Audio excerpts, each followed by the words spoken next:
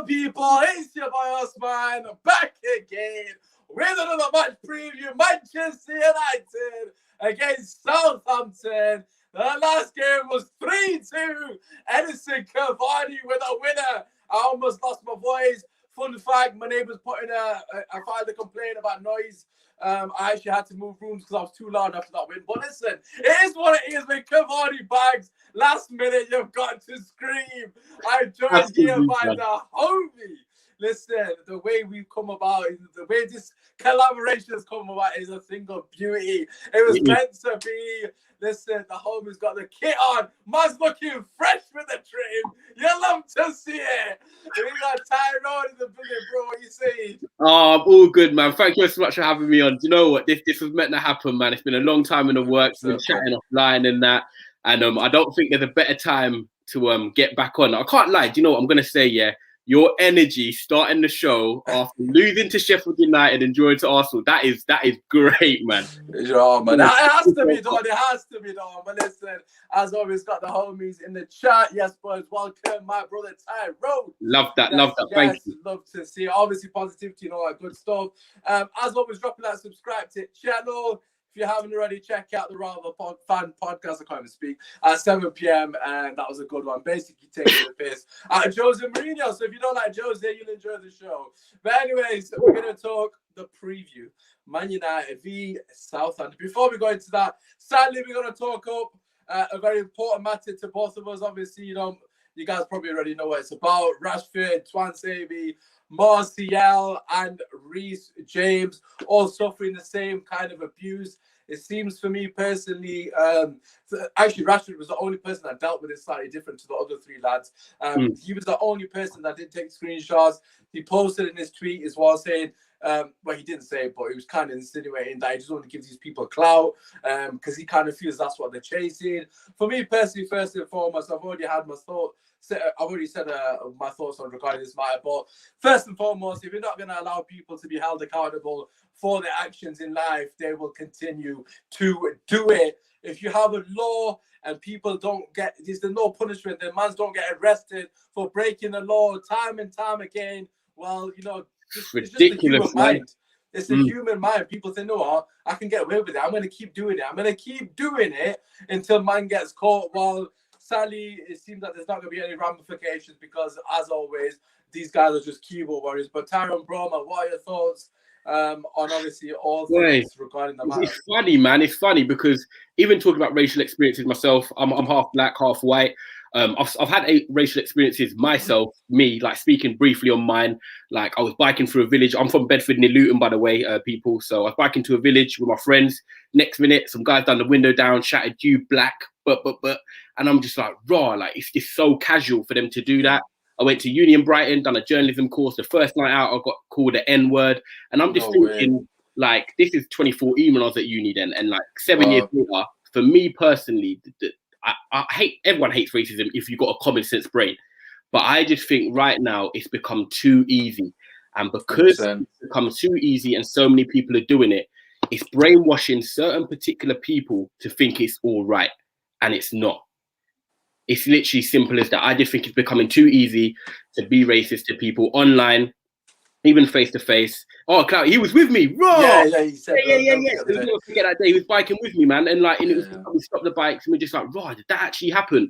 And it's me speaking on them two experiences. How it stands out to me, right, is I've just said to you two experiences of how I've suffered racism. These players are massive footballers. They're playing for Manchester United, Reece James at Chelsea. They're not just getting racism abuse from one person. They're getting thousands of comments. Yeah. So for me as a player, like you won't even want to be looking at the comments, but sometimes you might just want to have a look at the comments. And that's if you're all seeing that, like how do you feel? Like they're supporting you 1 minute and then the next minute they're not. Bro. But Usmaan, I've got a question for you though. Do you think I've seen a lot of comments, and do you think a lot of it's coming from United fans, or because these accounts are so fake and made up, you don't know who it's coming from? Yeah, I do think that is a factor. I don't think that. Well, look, it could be United fans. For me personally, it could be coming from anyone. That is the issue in itself. We don't know any of these people. As you said, the accounts look so fake.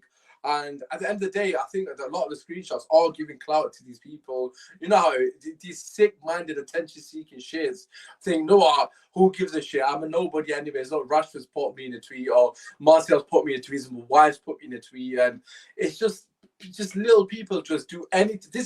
It comes from two things. The first issue, of course, is society with racism in itself and not dealing with. The second issue is social media, and people are trying to chase clout too desperately. 100%. These men will lose all dignity and everything, all respect, just for a crumb of any sort of fame, 5 seconds of fame. And regarding the accounts themselves, look, end of the day, look, it doesn't matter to Man United fan, it doesn't matter to them who watch football. It's absolutely disgusting. And I think regarding your experience, that's kind of thrown me off though. I'm actually slightly surprised that.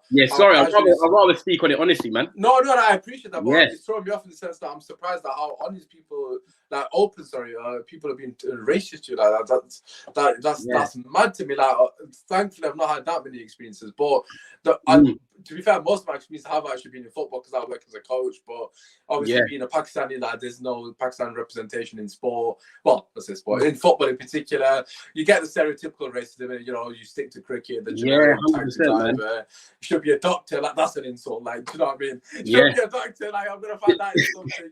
All right, sorry. Honestly, though, the maddest thing for me, right, is because forget even with this happening in general for these footballers now. I just think racism. I'll big up Barrett. I just think racism in general will never, like, as much as we want to do as much about it, we can try and teach people. You must have checked it. Yes, my Asian brother, Big up down. But like, as much as you want to get it away out of football or you want to educate, at the end of the day, it's down to individual preference, right? And obviously, I'm not going to. But right now, if I wanted to start shouting abuse on this podcast right now, I could, because I'm in the power to do so. No one can stop me from doing that. And that's the scariest part about racism, is that you can try and educate and do as much as possible, but if someone's going to do it, they're just going to do it. And that's, to me, the barrier we need to try and break. And I don't know if we'll ever break it, because this goes back years now, 100 years, 50 years. And the scariest part now is, you look, we've got our number 9, who was one of our best players last season, Anthony Martial, now trying to get security at his yard. Now, I'm telling you, this is deep. That when I saw that last night drop with the Daily Mail, to me, I read that and I thought, that's for me. If he said if he wants to leave in the summer, I can't stand there in his way, man. Real talk.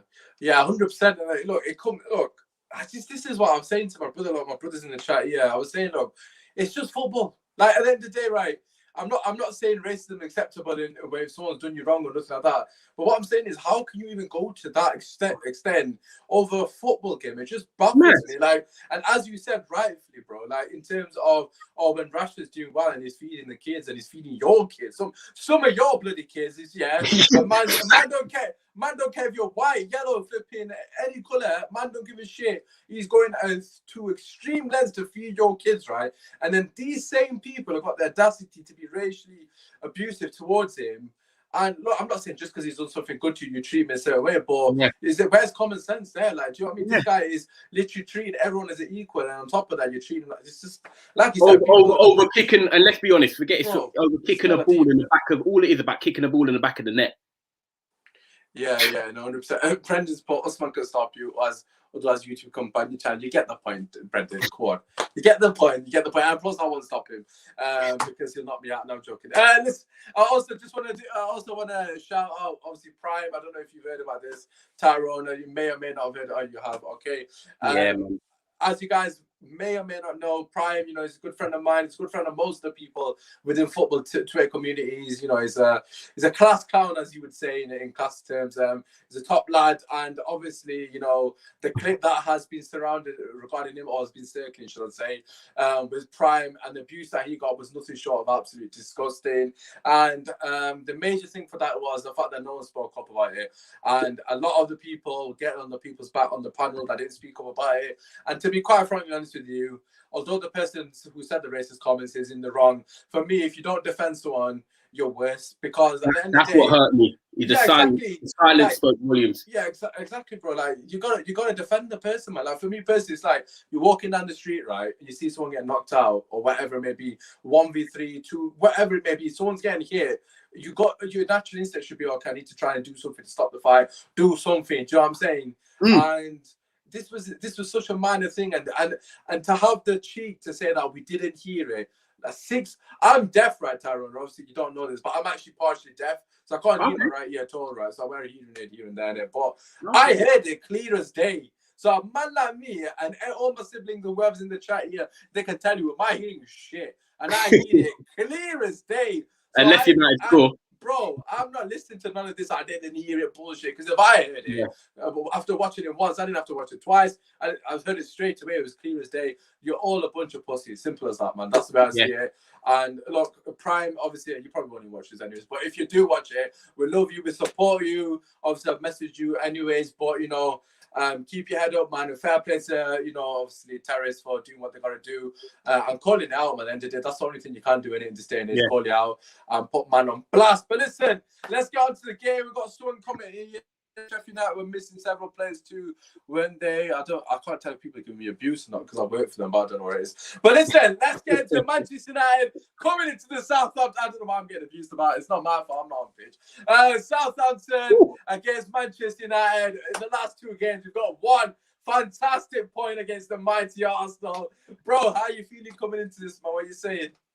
Boy, you know what? I got the Martial pillow behind me, and there couldn't be a better time for him to score than tomorrow. Honestly, Come on. I really, hope he can score tomorrow. But on the game, Southampton tomorrow. To me, you know what, Uzi? I went into last week. I spoke on my podcast, by the way. It's Never a Foul. That's where I'm from. Never a Foul. I said that last week. We've got to the game against Sheffield United, and to me, these 2 games, which were the Sheffield United and the Arsenal game. They were the 2 games for me that I said this will kind of make our season. We've done 19 games now. We're halfway through. This was last week. And we're top of the table. And I thought, you know what? If we can beat Sheffield United, a team we're meant to beat, and then we go to Arsenal and get a result. For me, we have 17 games left in the league. Anything can happen. It turns into, forget what players we've got, it turns into a mentality thing of just trying to win games. And to me, if you said to me at the start of the season we'd be top after 19 games, I would have bit your hand off, right? But then if someone said to me, we'll be top after 19 games, but then, by the way, you'll go and blow it by losing to Sheffield United and drawing to Arsenal. That's what hurts me. I'm not delusional. I don't think we're going to win the title. I don't think we're in the title race to start with. But to get to this position and blow it against Sheffield United and Arsenal, that's what kills me, you know. And tomorrow is now a must-win.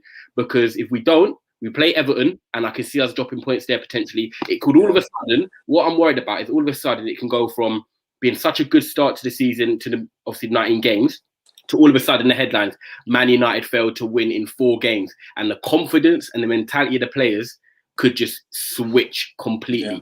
Tomorrow is a must-win, man.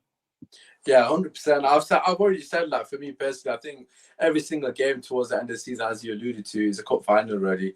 I think the Sheffield United game, we have to win that game. I think the Arsenal game, having watched the game, I'm massively disappointed. You would have thought Oli would have learned from the previous games. You know, you got the Chelsea 1-0, Liverpool 0-0, Man City, I think that was 0-0 as well in the league, if I'm not mistaken. How can you have 4-0, bro? Not even like okay, it doesn't make a difference. A draw is a draw, but not even a 1-1. We haven't even scored. And the maddest thing is, apart from the Liverpool one, maybe the Liverpool one as well, every single one of them, we've got into them as a favourite, really. Yeah. Like Man City were flopping at that point. Chelsea were, well, Dan Lampard, what should I say there? And obviously Arsenal, they had none of their main players. Saka, in the preview, when I was doing the preview with the boys, I was saying Saka is your main threat. We knew Aubameyang wasn't available because obviously his situation with the family. But I was kept alluding to Saka. Man's not even playing. They did like the party has just come back from an injury. You know what, Uzi? When can you think of the games we've come out against Liverpool? Forget City, but Liverpool, you could say Chelsea, Arsenal, Spurs. And when you're going into the game, we're thinking that, we could win them games. And Every we've come single, out every, actually, every single one of them. every single one of them. And I can't remember a feeling like that for a long time. And that's what feels us, because we're just all disappointed. We've missed opportunities against Liverpool. I feel like we didn't take the handbrake off against them. Arsenal, I again feel that we were scared to lose the game rather than committing. 100%. When we did commit in the 75 minutes to the 90th minute, we actually looked like we were going to score, but we didn't do that for the game. And now we go into this Southampton game, and it's a different type of pressure. It is a real different type of pressure. I think the positive for us is I actually looked earlier at their team news, and they've got quite a lot of key players out. So I know we beat them. Obviously, Cavani scored in the last minute. I went crazy, by the way, when that happened. I lost it. I lost it, bro. All sorts. But they've got Vestergaard out. They've got Romeu out. They've got Diallo out, and they've got Walcott out. And when you look at them players, a lot of them are starters, to be fair. So we have no excuses. Oh, right. Sorry, I must have missed this. There you go. Romeu, Smallbone, Salisu, Walcott, Vestergaard, Teller, and Walcott's missing as well. What happened to Walcott? Walcott, he got a hamstring problem. Right, because I watched the game against Aston Villa. I didn't even realize. There you go, exactly. And when you look at that list there, that's at least 5. You say 4 guaranteed. But Tyrone, you're saying that. But Sheffield United had how many players out? And that's what I was going to say to you. Man had a 38-year-old Jack Yelkin. And that's my worry. They had players out, but we didn't beat them. So even though tomorrow is a must win, am I confident that we go in tomorrow and win? I don't. And the reason is because where are we scoring from? Where are we scoring from? That's the stat that I've got here, man, bro. That's what I was going to read out to you. So I tweeted out earlier. I don't know if you saw it, but in terms of our goal threat, the last 5 games, this is excluding this is Premier League, so excluding the Liverpool game that we beat him 3-2. Bruno 1 goal, Cavani 1 goal. This is the last 5 games of the Premier League. So Bruno 1 goal, Cavani 1 goal, Rashford 0 goals, Martial 0 goals. Greenwood in his last, as in the games he's played for more than 60 minutes, 0 goals. I read a stat of Rashford not scored 1 in 9. Yeah, I didn't realize it was that bad. Like, I knew he wasn't doing well, but I didn't realize he was doing that. The issue with Rashford for me isn't even his goal scoring; it's his decision making. Like the amount of times he does Greenwood the same, very greedy man. Like pass the ball. Like that, there was the 100. That Van der Beek one. Who we play when Greenwood scored? Who did Greenwood score against? Liverpool in the cup. There was another game he scored. Was it Liverpool? It might be a Liverpool game. Yeah, Liverpool. But there was one that he could have cut it back to Van der Beek. Was that against Liverpool? Same game. It was the same game. Bloody hell. Right, okay. Yeah, so that game, there's shit like that, man. And then Rashford yesterday, or whatever day it was, against Arsenal, he's going to get substituted off. He shoots from bloody the most tightest of angle I've ever seen. Listen. I haven't got a hairline yet. Rashford's making my hairline go back. Bro, honestly, it's stressing me out, man. I'm saying to the boys in the chat, Rashford's going to kill me, man. Because I can't believe players out there are making that many silly decisions. I understand when you're watching the game on the TV, you see a different picture. Of course, I get that. But consistently making the wrong choice. Just even the one against bloody when he makes that run against Liverpool, you should slip Cavani in around Fabinho or shoot like do one. You got 2 options. You see, it's like when you ask one, okay, I got a yes or no answer for you, and these man give you a different answer. You're like, it's yes or no. The was pass or shoot. There wasn't another option. There wasn't a sprint straight line until you run out of play. Honestly, this guy, man. He decided to choose none. So regarding, as you said, where are the goals going to come from? I can't believe Pogba's our leading goal scorer in the last 5 games, which is woeful to say the least. And most of them have been bangers, really. They've not even been tap-ins. They've been individual brilliance. Like, where are the goals going to come from? Are you confident going to this one? We won 3-2. Last time we were 2-0 down at half time, bro. Yeah, it really depends on the team selection he goes with, to be fair. I think that will set up. To me, if I'm honest, I want to be a bit different. I want to see maybe Southampton might try and hit us on the break, but they're going to probably sit in a bit of a low block, and we're going to probably have a lot of the ball. And as you've seen all season, Man United can't get past the low block. Even with Cavani's movement, to be fair, the team that sat against us with a low block was Southampton, and he came on and changed the game. Yeah. However, tomorrow is a bit of a different game. I feel like we're going in there with a different pressure tomorrow, and we have to win. I think it depends on the lineup he goes with, but I just want to touch on Rashford before that. Arsenal game, that you summed it up perfectly. His decision making and the way he's so hot and cold. Yeah, there's a reason him and Martial have the same stats. So I'm a big Martial fan, as people can see here. Yeah. But there was 5 minutes into the game, and he had a chance to run at Xhaka. Xhaka puts his arm out, blocks him. Do you remember that? In about 5-10 minutes. I thought it was a foul, to be honest. I probably did as well, to be fair. But after that minute, Rashford's body language, and in that game, he didn't want none of it. It was like he was just like, "Rah, I'm shook." Like the guy was non-existent. And then you summed it up perfectly. He gets the chance where he don't shoot, and he tries doing like cutbacks and stuff, but it falls to him. Bruv, what's he doing? Pull the trigger. Pull the trigger. But he could have. I've watched the still, right? A lot of people are saying that, that still doesn't do justice. To be honest with you, the stills made it worse for me because I didn't even realize how much time he had to hit him with his left foot. Like, is it illegal to shoot with your left foot? It's an open air. And that, for me, sums up his confidence completely because just before he got jagged, you just mentioned it, he gets the ball at the edge of the penalty box. He has Bruno running in at the edge of the box. He has Martial and I think it was Cavani at the point. Still on there. For once we actually got he literally just lashed it. And I was like, I actually was just there. I put my head in my hands like, please, Rashford, if I had you in a school classroom, and I had you on a pen and paper, please explain to me what your answer is for doing that. You wouldn't have an answer. You would get a U grade in my exam. Because honestly, man, there's just no logic, man. Like, do you know what I mean? Like, I just don't get it. Like you said, when he should have shot, he decides to do 2 drag bars like he's running in his heyday or something. Like, I don't even understand. And after he done the drag back, he made the wrong decision. He passed it back. He should have squared into Martial, who's got an open net. I know. But again, I understand you can't see that when you're in this situation. So I get small margins. You know what? It's small margins, but they decide big games, man. No, but this is the thing, though. A lot of our games are coming down, and Bruno falls into this category. I don't want to criticize Bruno because he's been carrying us. I understand that, but Bruno falls into this category. If you actually watch the game and you watch highlights, as you mentioned, small margins define games. But there's so many key moments that we do the wrong thing. Like Bruno will get the ball, and I was saying this to the guys in the WhatsApp group. Like if there's Cavani running through on goal, right, Bruno will try and find it. Which again, I'm for that. Take the risk, but out of 10 times, so if you used to make that pass 10 times, you'd probably make it twice.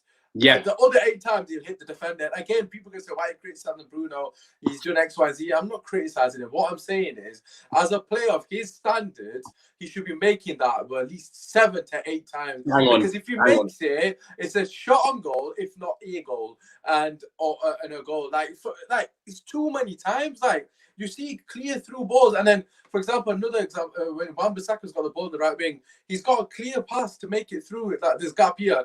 Decides to either play there or play 90 degrees back, and they all do it. Yeah, you know what? You're right. It's the final ball.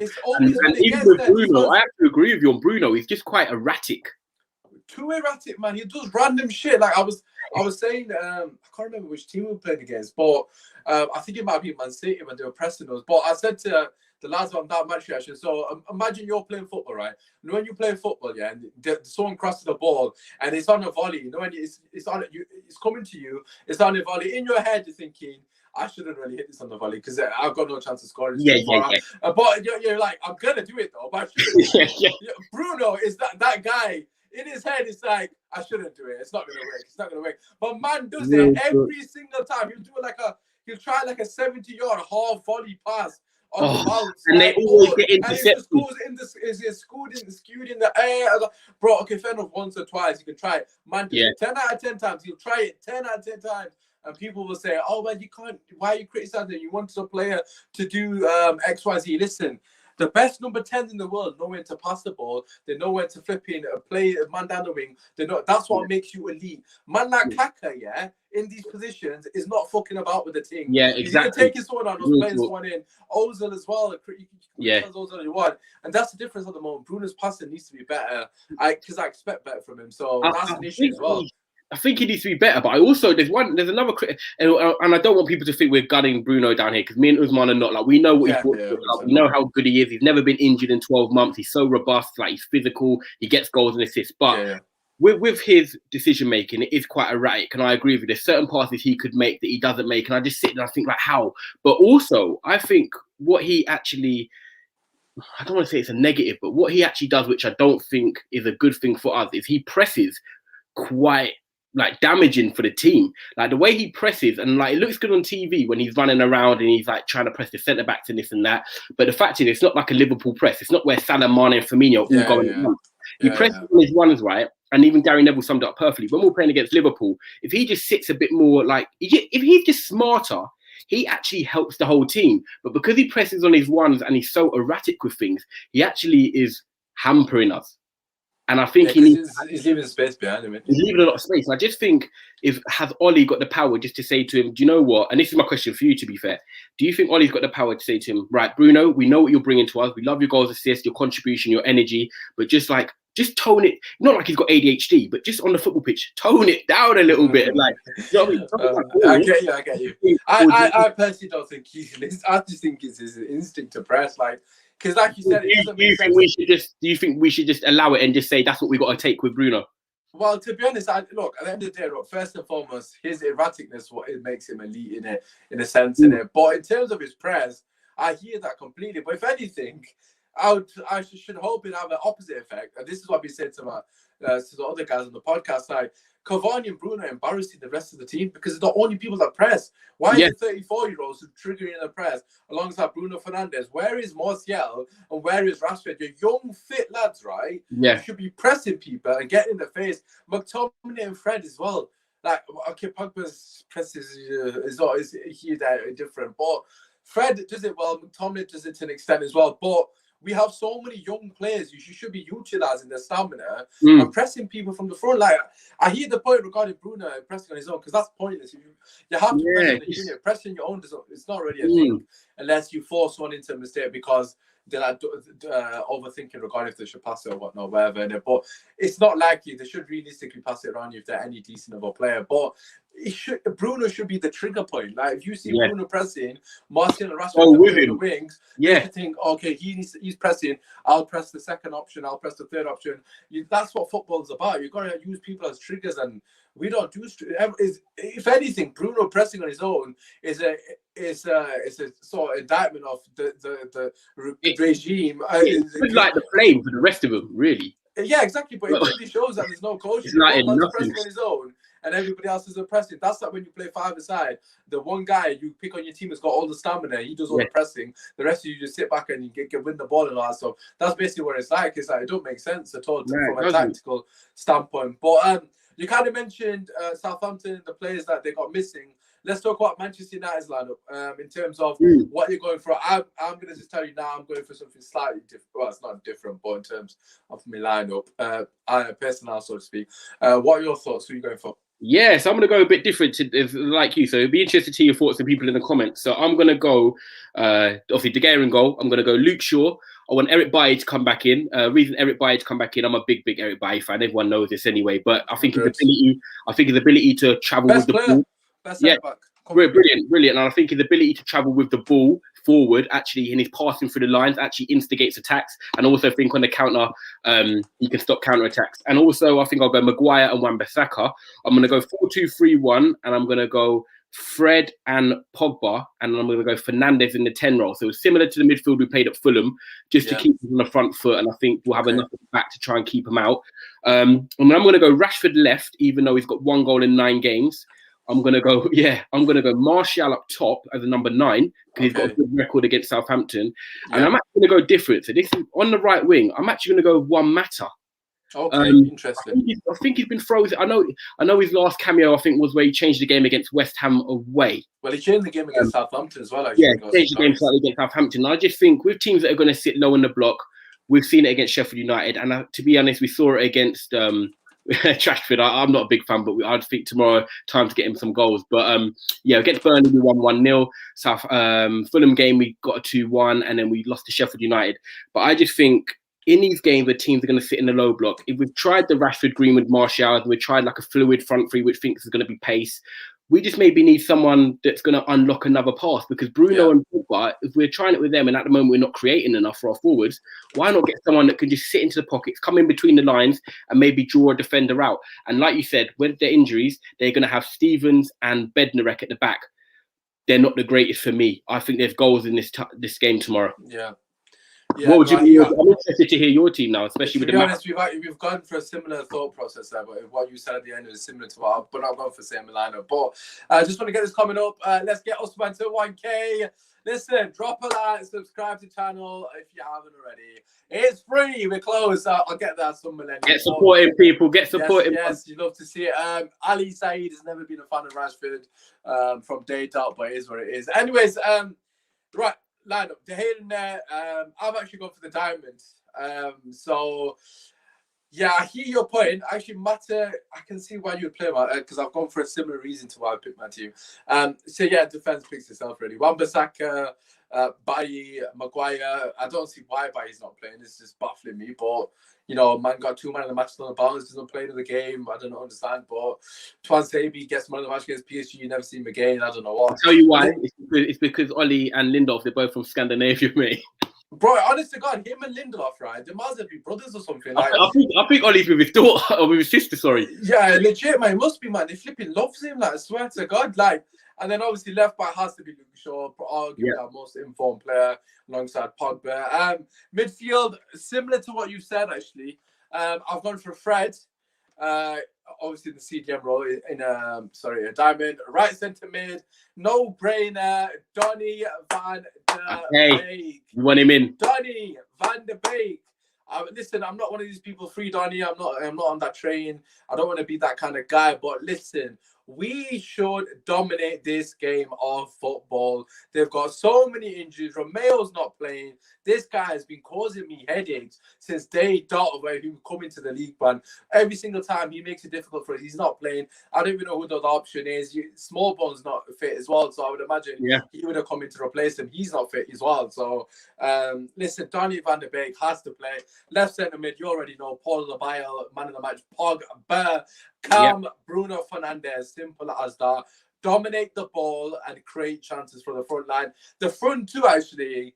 I'm interested. I've got to be honest, this has been my hardest choice because I've got Cavani in fantasy football, you see. So it's difficult for me. However, fantasy football aside, it has to be Martial, as you've already said. And I'm going to go Martial and Rashford, actually, because I think although they're not playing well, and Cavani probably should start, I know a lot of people can say, oh, no, why have you done that? The reason I've done it is because I feel like Martial and Rashford have been brilliant together when they play together in this position. When they play closely, they really do well together. And I think with Donny behind them, Pogba, and obviously Bruno Fernandes, they'll be able to interchange. Listen, I like your team, you know. I like your team.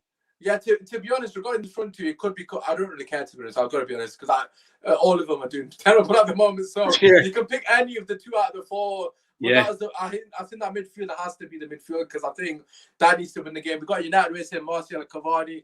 Again, I'm not opposed to that. Out of all of them, I think Rashford is the one that I wouldn't play if I had to pick out of the 3. I'd rather Cavani. I hear that because I think that's probably my initial thought was Cavani and Martial, actually, because I think Rashford really needs a rest. He gets a bit of sentiment, Rashford, because he's a Manchester. He's from the youth academy.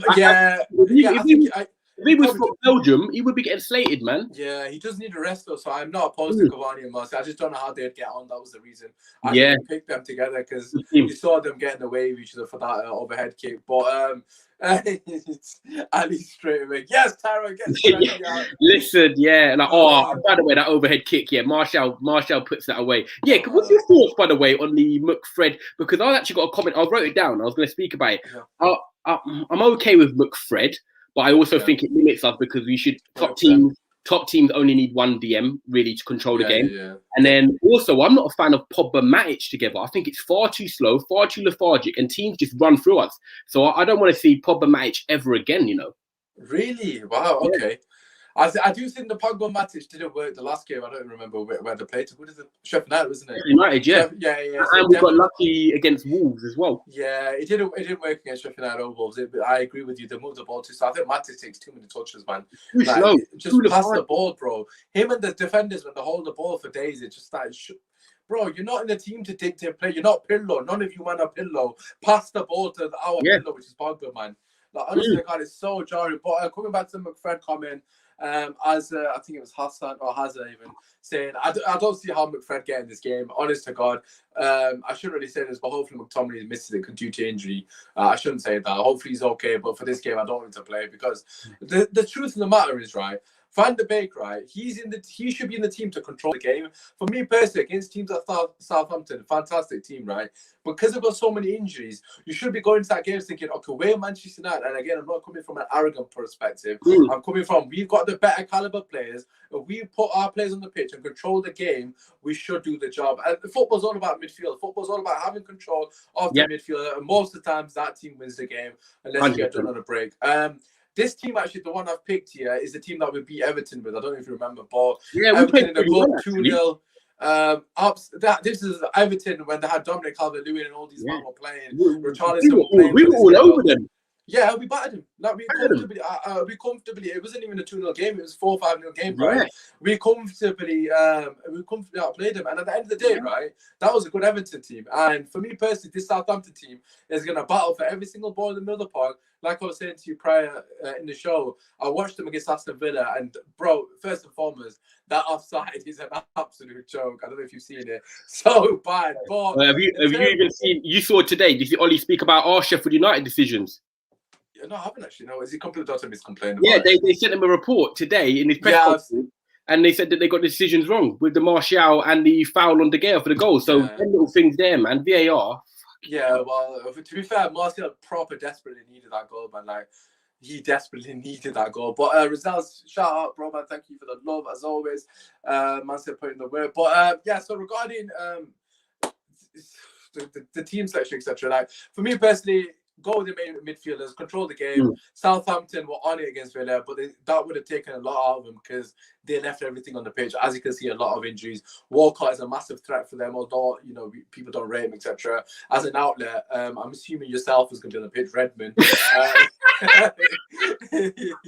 My dog, I'm going to mention it, you know. I love it. But Kyle Walker-Peters has been a brilliant outlet for them as well. He's not playing.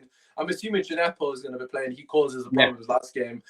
Tricky player, but again, decision making is erratic to say the least. The point I'm making is control the game and keep them on the back four. I want us to play. I did a video on this a couple of months ago. A 3-5-2 hybrid. So when we're on the ball, we're a 5-man midfield. So basically, what happens is Fred drops into defense in front, and then the two centre backs go wide. Yes. They go wide, and obviously the fullbacks, Aisha and so we need to push their fullbacks back because like at the end of the day, like, we should be penning them in. Like, I just don't see why they should be, you know, having the luxury off the pitch. Like you saw, I don't remember if it was that Old Trafford or not. I mean, the first game, 2-0 at half time. We're lucky to come back 3-2 like in that game. Let's be real. They were absolutely battering in the first. I don't know why we give these teams so much respect, man. But what are your thoughts, bro? To be fair, with your formation, I actually like it. When I look at it now, and I say, to be fair, one matter of Van der Beek, because the way they play, they're very intelligent. I don't think I'm happy with either of them. We seem quite content with either of them. I just think that tomorrow, like you said, it's a chance to get a win and chance to get goals. The thing is if we don't win, what does it do for our season? Because at the end of the day, we're back in top four. We're back in it. And at the moment, like, we're exceeding expectations in terms of position and where we are. But I look at our next games. We've got Southampton, we've got Everton, and then I think we've got West Brom and Newcastle, right? Is it Leicester? Have we not got Leicester in this one? No. West Brom and Newcastle. Oh, okay. And then after that, we play Man City. So for me, on paper, I'm looking at these next 4 games and thinking, like, on paper, we can get 12 points because Everton and Southampton is at home. So we play to our best capabilities, which I know that we don't put in good performances. We sort of play well in spells. I'll say, like, 10 minutes in the second half and 15 minutes in the first half, and we get goals. But to me now, I'm looking at this as sort of, we've had a little mini car crash. Someone's bumped me, but now my car's working again. And tomorrow we need to dust ourselves down and get going again. I don't think there's a better opportunity than tomorrow, like you said, with Southampton having the injuries and us not having. Ollie said today, the team's fresh. There's no injury concerns. We just need to get the win and go into that game against Everton confident, because like I said to you, I feel like we're sitting on a banana skin right now. I know we've not won in 2 games, and I don't want to overreact because people are saying that, like, our season's done, but it's just 2 games. People need to relax. We're still in it, man. But it's the concern if we don't win tomorrow and the Everton, then I'm starting to think, right, what is actually going on here? Like, for you personally, do you think as a manager, you've probably had this so much with Ole Gunnar Solskjaer? I love his man management, right? I think his man management is brilliant. The best since Fergie's come. The team spirit looks good. Everyone's buying into it. He's rotating players, but no one's complaining. They all know their roles because Ferguson was the king of it. We'll play Welbeck 1 minute and then Pardew, Sam and Nani. You don't know what he's going to do. In terms of going away from the man management, do you think Ollie is the guy to get us consistently back there, or do you think it would just hit that block of, because his contract actually runs out at the end of next season? Oh, next season or this season? I think next season. Yeah. Right. Okay. Got it. Yeah. So. Don't worry, I have seen your comment. Don't worry, we're going to go on to Southampton's strengths. That's a brilliant point that you put there in the comments. I will touch on it shortly. But yeah, sorry, just to ask. I'm not going away. Sorry, man. I just wanted to ask. No, it's calm. Yeah, so in terms of what you've just said, my issue with him is, right, and I was saying it to the guys, like, I just don't think we're creating enough chances. Don't get me wrong, we're creating clear-cut chances, i.e. the Cavani one against Liverpool, Arsenal, even, and obviously the Pogba one here and there. We're creating maybe 2 chances a game, I'd say, maybe 3 on a good day. And we have to take them, and this is the issue, right? People, I had a stat earlier which I've mentioned on the show. We've not scored, we've not scored so many goals. Bruno's got 1, Cavani's got 1, Rashford, Martial, Greenwood not scored in 5. But if you actually deep it, right, when you think about it, how many chances are they missed in a game? Like, you see Timo Werner, again, I don't want to slag him off because it is what it is, but I will slag him off. If you see Timo Werner, man's missing a lot of chances, like game-head chances, and I know Martial has done that as well, but they're like 1 chance a game. And I don't think we're not creating. They don't get another chance. Like, for example, let's just say Cavani's missed that chance here, and I know he got the other chance, which was an overhead kick. Like, I don't think you can be that harsh, and then people need to relax. You know what I mean? But the thing is, if Cavani then eventually scores, people forget about the chances he missed because. Yeah, he gets another opportunity, he scores, and everyone's like, oh, yeah, he should have scored 2 or 3, but it doesn't matter, he scored the winner, we won the game, that kind of thing. It kind of gets unnoticed, but because we only creating so little chances, a lot of our chances are getting heightened as, like, match-winning games because it's the only chance, and that is the reason that our players' confidence is dropping. And that comes down to systems, that comes down to style of play, that comes down to, like, patterns of play, like, I honestly don't even know. That's what I don't think. Know what we're doing in each game. Like, it doesn't make sense. Like, for example, again, I don't want to compare ourselves to other teams, but Man City, you know what they can do every single game. Bayern Munich, you know what they can do every single Barca, etc. I can go on. Even Arsenal to an extent, although I don't massively rate them, but you know what they're going to do roughly on an attack. With us, it looks so sporadic. The movement up front is non-existent. There's no fluidity in the movement. Everyone's static. Like, Rashford runs in behind 1 second, second doesn't, and that's why you get so many of them incidents where our players pass the ball and then the other players Luke Shaw done it a few times against Arsenal. How many times did it happen? Like against the Arsenal, they're not on the same wavelength. And it's like, why are they not on the same? But these guys have been playing for each other for a long time now. Actually, they should be able to close their eyes and be like, okay, Martial's gonna run there now. Or give or take, they've been playing each other for years. Like I play with my boys, like 5-a-side. I know what their movements are. I know. If I play as a defender, innit? So I know, like, one of my mates is running at me. I know what he's gonna do. He's gonna try running behind me if he's got pace or what. He's gonna want it to feed. It's just common sense. Like, you train with them, and it seems like there's no cohesion in that sense. And I think a lot of that does come down to coaching because it's like. For me personally, it's like, what is the philosophy? What is the identity? I like the fast transitions, but it's just... We're grinding out games. Usmaan, we're grinding out games. We're winning 1-0 and 2-1. Yeah, exactly. We're grinding them out, which is fine. But I would love to know how many times they scored 3 under Ollie. Bro, I want to convince your performance. I was saying it on the last podcast we had, and I said to my panelists, and I asked you the exact same question. When was the last time we played good football? Yeah. Literally, I couldn't really answer you. Probably PSG. Did we play all right against PSG away when the Champions League? One of the first. There's only one answer that you can realistically give me, which is Leeds. Yeah, but everyone plays good against them because they can't defend. So exactly. Real talk.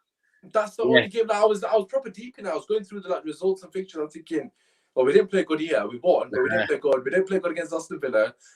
We didn't play good against Fulham because Ruben Loftus-Cheek was making us look like he's fucking prime Yaya Toure. Our whole team. You know what I mean? If you go through the game, exactly, it's a positive. Don't get me wrong that we're grinding our results. We're not playing well, but when are we going to start playing well? Because at the moment, I can't see, like you said, where are the goals going to come from? I can't see where they're going to come from. It's bang on, and I think we've noticed in the last week. That you noticed that it can only go on for so long. And the Leipzig game, it's funny that because even when he says the Leipzig game, yes, we won 5-0, I think, but up until the 70th minute before we scored 4 goals, I actually thought Leipzig were playing better football. And he's right, individual brilliance from Hazard. And that comes to the point, I know that you had a comment saying about Southampton's strengths. That kind of into it because if you Yeah, I was about to say you can. Yeah, because if you look at us, obviously we believe that we've got goals in our team. We can see an attacking lineup tomorrow. We should have more of the ball and create chances. If we don't, will it be one of them games where Southampton just have one attack and score? And if you look at Danny Ings and Che Adams, no matter who they've got sort of going around them, they're the type of players that away from home, all they need is a sniff. Danny Ings gets a chance on the counter and he's 12 yards out. I'm backing him to hit the target. And it could be one of them games where we're 25 minutes, we're peppering them with a few chances, they get one attack and they score. And literally, it's like, boom, heads drop. 100%. Me and you were sitting at yard, all our boys, and we're thinking, are we actually going to score 2 here? Because where are them goals from? And that's what worries me. We need to score early. I think the longer the game goes on at 0-0, they're going to get a chance on the counter-attack, and it's inevitable.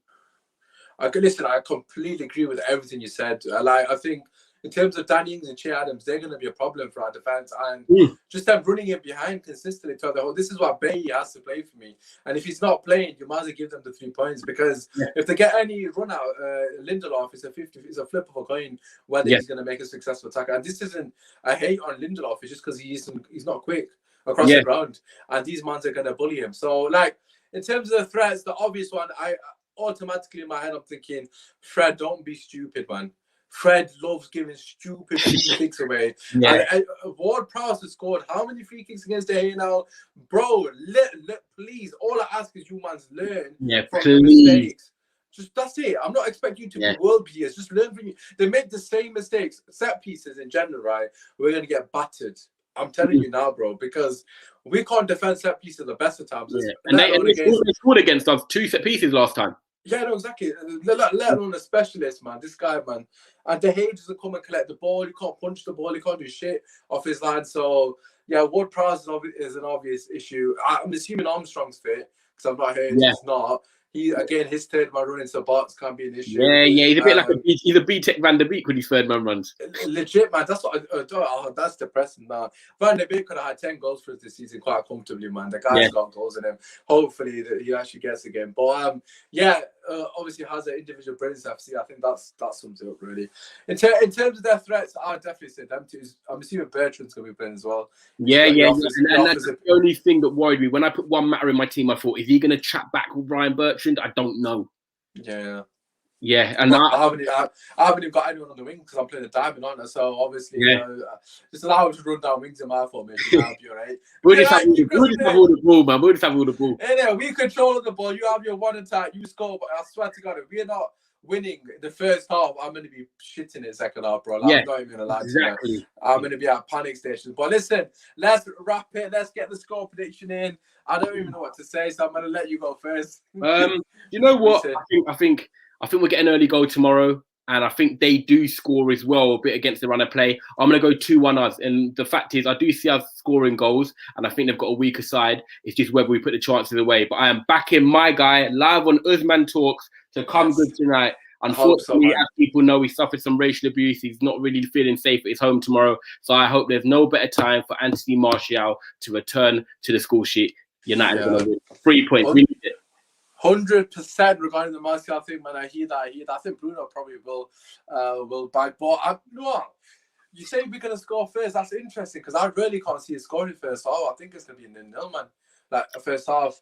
I thought you said 0-0 full time then. I was like, I think it's going to be 1-0 Man United. Like I really do. Like I think they're gonna rattle the ball. They're gonna do everything they're gonna be close. It's gonna be like Brighton 2.0, man. But it's gonna be one of them.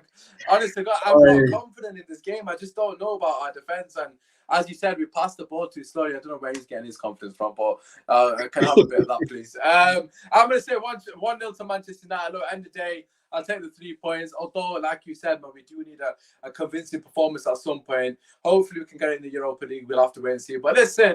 Just before we go, I just want to say a massive thank you to everyone that is tuning in. As always, make sure if you haven't already, drop a like, subscribe to the channel. Before we go, as we always do, Tyrone, let the people know where they can find you, bro. Yeah, perfect. Thank you, people. So individually, Tyrone MC __ a lot of United tweets, obviously a big United fan.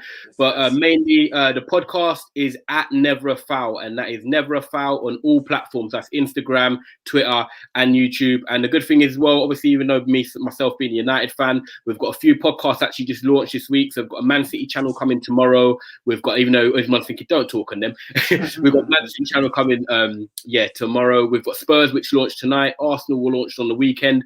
So we've got a lot of teams we're going to start covering individually around the Premier League, and also Never a Foul as a generic podcast. So yeah, people, just like you do with Usmaan, like, subscribe for this video, and then also visit my channel, and hopefully we can go from there, man. So yeah, thank you. And Uzi, actually, I want to just say to you, big up for letting me come on. I'm going to put it out there, and I'm going to get you on my show in a few weeks' time, and I might even do it before the Manchester derby, because I think that would be a big thing. Yes. No, listen, bro, thank you for coming on. Absolute pleasure. As always, if you go down to the description, I will put his social media platforms in there. So as he said, he's got a lot of content coming your way very shortly. So make sure you go drop a like, subscribe to his channel as well. Go show love. It's free to spread a bit of positivity. And, obviously, man's are working hard and all that good stuff. But apart from that, we'll be back tomorrow with the watch along. Manchester United. Come on. And the fan calling show. If you aren't aware, check me out on Usmaan Talks United on Twitter. Get yourselves involved with the fan calling show straight after the game, where hopefully we're in good spirits. But as you can see, Tyrone is Martial FC like me. So we love you and leave you 50